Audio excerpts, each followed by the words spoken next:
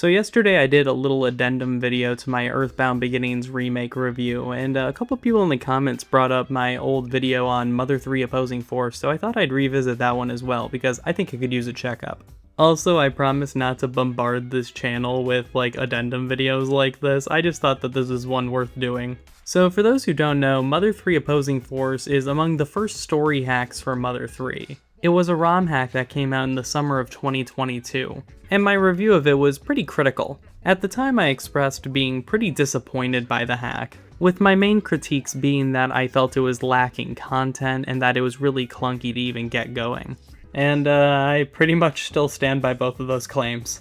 What I want to elaborate on more though is that at the time Mother 3 ROM hacking was very primitive and very limited. There was very little in the way of tools, making some of my suggestions for how it could have been better just not possible. Like for example, I think I suggested that they should have had chapter transitions instead of having you go into game files and change them in order to go to the next section of the game. But the chapter titles are actually graphics, they're not like just text being displayed on screen, so that would have been a lot more work. And from what I understand about it, listening to Tomato talking about the process of making the fan translation and reading his blog posts, even messing with things like that can actually screw up the entire game. I even talked to the director of this hack not long after my video went out, and it was made clear to me that this was much more akin to something like a tech demo than a full-on ROM hack.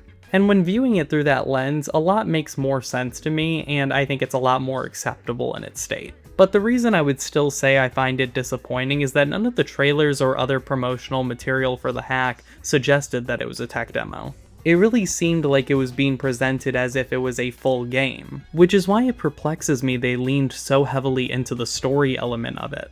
I get that the tools just weren't and still aren't really there yet, but I think they could have played to their strengths a bit more.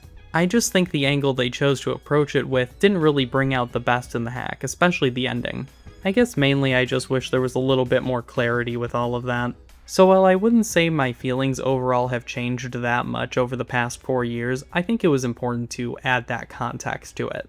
I'll be adding a link to this video in the description of my original review. And again, I promise not to bombard you with just a bunch of editorial videos like this, but I won't rule out doing 1 or 2 more eventually. Anyway, have a good one.